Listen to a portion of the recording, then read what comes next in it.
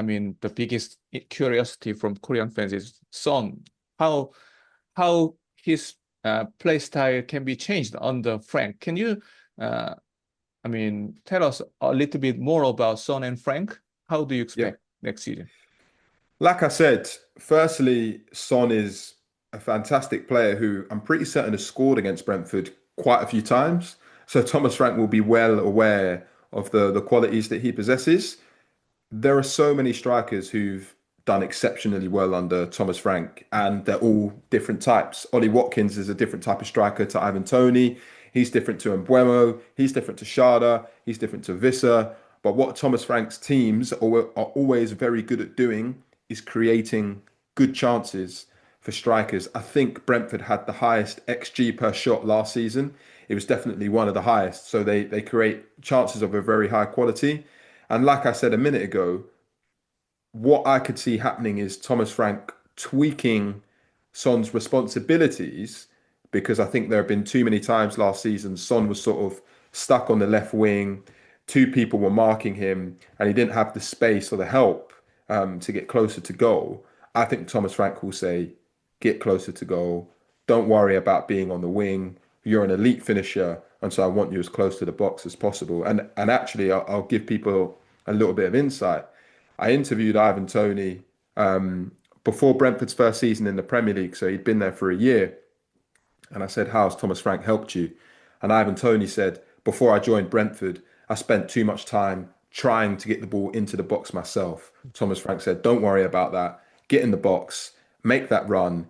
Even if 9 times out of 10 you don't get the ball, the 10th time you'll get the ball, you'll score. What happened? Tony broke the championship goal scoring record. So I'm not saying Son's going to break the Premier League goal scoring record, but I think we'll see a better version of him next season. Yeah, I mean, let's hope it happens.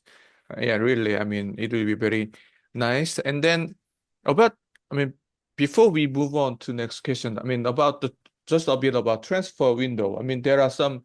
Do you, what's do you know any concrete transfer target at the moment? And actually, also there is some talking about Son's transfer.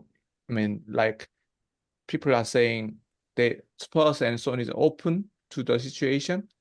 How do you, what's your information at the moment? Yeah, the honest answer is I don't have too much at the moment. That's because I've been too busy trying to work out what's Mm, happening mm, with Thomas Frank.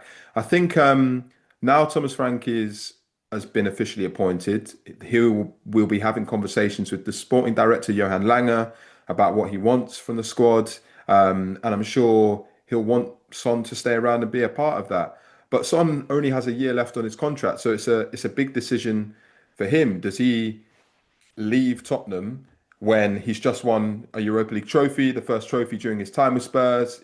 It would be an incredible way to round off. Or does he say, actually, this is a new challenge under a new head coach, and I want to stick around and be a part of it? We all know Son is a fantastic captain, leader, role model, and so Thomas Frank would probably really value having a player like him around. In terms of some of the other positions, I think with Postecoglou, he had a very specific way of playing, and he needed players who were fit. He needed fullbacks who could run up and down, who could invert into the middle of the pitch.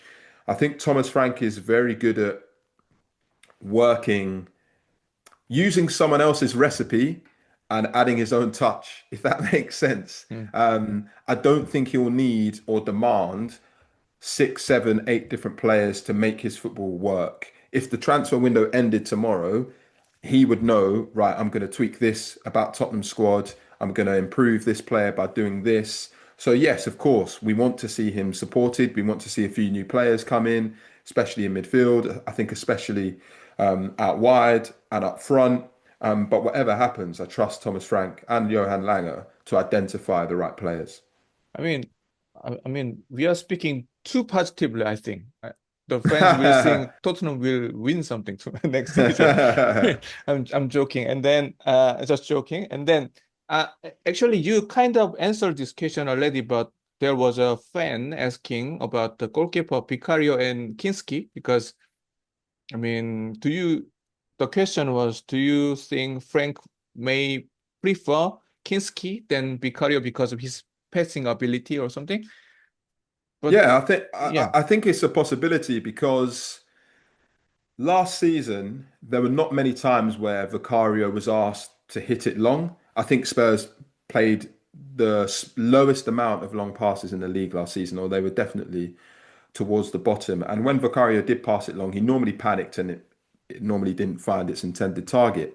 The 3 or 4 years I've watched Brentford, they had David Raya for 2 years, and Raya's exceptional at short passes, medium range passes, long passes. I've seen David Raya create goals from his throws and his goal kicks.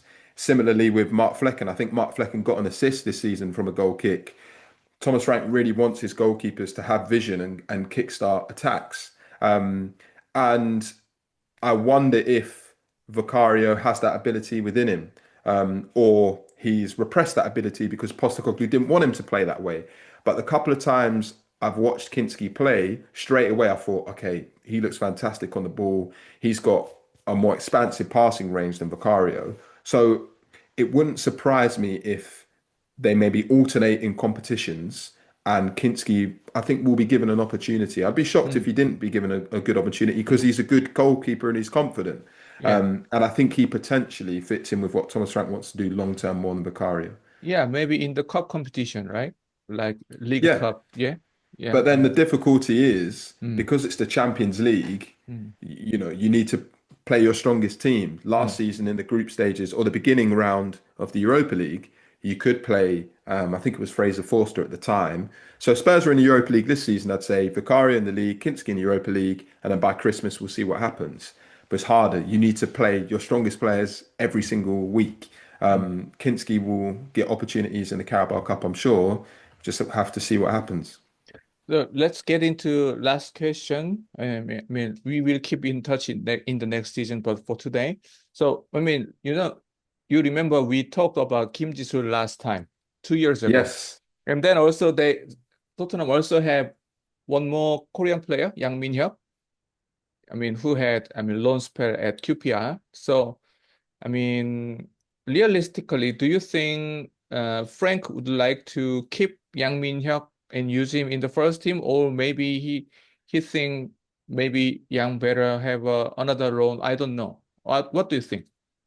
By the way, Mm, after this, mm. because you said we're speaking too positively about Thomas Frank, I can talk about some negatives if that Yeah, sure, helps.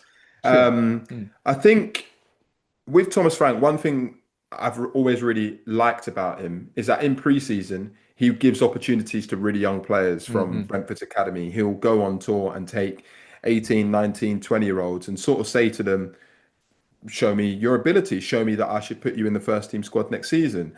So I think whatever happens, Yang will get the opportunity in pre-season and hopefully on the tour to show Thomas Frank his abilities to build up a better connection with his teammates. And then at the end of pre-season, Thomas Frank and the rest of the coaching staff will have to make a decision as to say, do we think do we think Yang is ready now? If he is ready, how often is he going to play? Spurs have got a lot of options up front, and they still probably need more options. They don't yeah, know whether we don't know whether they're going to permanently sign Matisse Tell or not. yeah, yeah. Is it better if Yang goes back out on loan? He plays week in, week out. Maybe he comes back in January, or maybe he comes back the following season Mm, and he'll be 20 by then and he's ready to go and he's got 18 months of English football experience under his belt. He's obviously played in the K League as well. Now he's ready to play for Spurs because the worst thing to do would be to keep him around if mm. he's only going to play 5 minutes at the end of a game or Yeah. not play at all. And the reason why I asked you about this is that I heard that Spurs will try to add more forwards. I mean, especially in the wing position. In that case, Yang may have more difficulty. I mean, in terms of competition in the first team. So that was why I asked you. And then, I mean, before you say about some worries, Yeah. yeah, my last question is that about Kim Ji-soo or any kind of do you know any kind of potential Korean player coming to Spurs or Premier League, or how do you know about Kim Ji-soo's situation at the moment? So Kim Ji-soo made his Premier League debut last season, Yeah, didn't he? yeah. And I think he's been a little bit unlucky at Brentford that they signed Sepp van den Berg last summer from Liverpool, and Vandenberg and Nathan Collins formed a really strong partnership. Collins played every single minute for Brentford in the Premier League last season. Sepp van den Berg came in, did well. Even Ethan Pinnock, who's been at Brentford for I think 6 years, couldn't get a game towards the end of the season. Ben Mee couldn't, and Ben Mee's now left. So I think Kim Ji-soo sort of had to just be patient and wait. The new head coach will come in this summer and make a decision. Maybe Kim Ji-soo needs to go out on loan, similar to Yang, to get some more regular experience. But I know Brentford still really highly rate him. The fact Thomas Frank played him in the Premier League is a massive compliment. So I'm sure there's lots more to come. Yeah. All right. And then, I mean, I also have some worries about, of course. And you said you have some negativities or some worries. Yeah, I just think it's important to point out that Thomas Yeah. Frank has never managed in the Champions League before. It's going to Exactly. be Yeah. a massive step up. He previously took Brøndby, I think, to the qualifying round of the Europa League, but he's going to be thrown into the deep end with the new version of the Champions League, where there's 8 games in the league phase. That's going to be hard. I Mm, think Brentford played 43 games in all competitions last mm, season. mm, Spurs played 60. So you're potentially going to have an extra 15, 16, 17 games, far less rest. You're going to have to rotate the players better. And that's a challenge which he experienced a little bit in the Championship. Championship is 46 games, but it's not the same intensity as the Premier League. mm, So I hope he learns how to manage that quickly. Ange Postecoglou mm, himself mm, said one of the reasons Spurs struggled this season is because they started the season wrong. They didn't mm, rotate and rest mm. players enough. I do think it helps Thomas Frank that there's no international tournament this summer apart from the Gold Cup. I don't think any Spurs players are participating in the Gold Cup, which means everybody should be there for the start of pre-season. They're going to be rested, relaxed. They'll have a point to prove. I think that helps. But yeah, my slight fear is that he doesn't quite know how to juggle the Champions League and the Premier League. And obviously, his first competitive game as Spurs head coach is against PSG. So that could be a very harsh Yeah. lesson. Final. Yeah, the final. So he could win a trophy in his first game. Yeah. I mean, it's also a great challenge for Thomas as well, for Tottenham at the same Yeah, time. yeah, it's a fantastic challenge for Thomas Frank, and he's never been shy.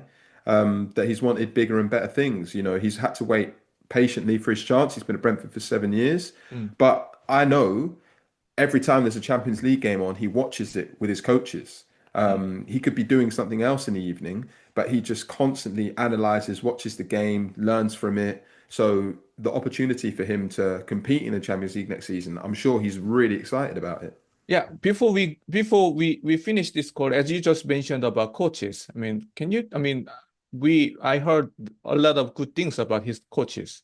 Can you, I mean, I'm sure you saw them in Brentford. Can you tell us about a bit more about the coaches? They have Yeah, some specialists in set pieces or something like that.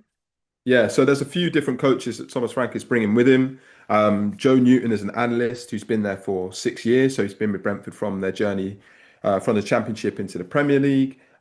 Chris Haslam was their head of athletic performance. He's someone that Thomas Frank gets on really well with in work and outside of work. And Chris Haslam was at Brentford, I think, for over a decade across 2 separate spells. But he's someone who, during a game, so people watch out for this, he will sort of tell the substitutions, tell the substitutes, come on, I need you to come on in this position. He often talks to the fourth official for Thomas Frank, so they're very close.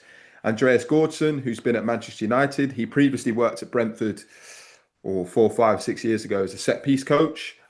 We know that Spurs didn't really have a dedicated set Mm. piece coach, but it's something that Brentford and Thomas Frank have always put a lot of importance on. So expect to see some set piece goals next season. Expect to see some long throw-ins next season. But the main one, of course, is Justin Cochrane. And I've spoken to Justin on a couple of occasions, and he's someone who, again, is very friendly and he's really highly rated. He actually worked in Tottenham's academy about 10 years ago with Matt Wells. Matt Wells was obviously Mm. Postecoglou's assistant or senior assistant last year, and it looks like he's sticking around. So they've already got a relationship. And Justin Cochrane then worked for the FA. He was England, I think, under 15s, under 16s head coach. Then he worked at Manchester United with their academy for a year. And then he's been at Brentford for the last 3 years as an assistant. And the biggest compliment I can pay to Justin Cochrane, or what I can tell the people who are watching this, go watch interviews that Brian Mbeumo and Johan Visser have done over the last year. And they're both extremely complimentary about the work that Justin Cochrane has done in getting them to improve. What happens is Justin Cochrane and Thomas Frank will focus on the forwards, the attacking side of the game, and then the other coaches will do the defensive work. I know Matt Wells did the defensive work under Ange Postecoglou, so I could potentially see a scenario where that happens at Spurs as well.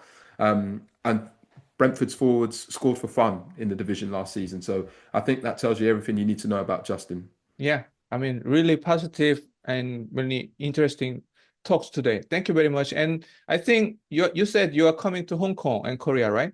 I am, yes. I missed out last time because I was on holiday. I'd already booked it, Yeah. but I am coming, so I'm really excited. Yeah, so I think I can meet you there, and the fans who are watching this video can see you in Korea. Maybe say hello to you. Yes, that would be lovely. Yeah, and so let's keep in touch, and then when there is something special happens, we will be having this call again, okay? That sounds good to me. Thank you, Sungmo. All the best. Thank you very much. Anytime you need me, you have my number, okay? Will do. Thank you. See you. Thank you. Bye bye.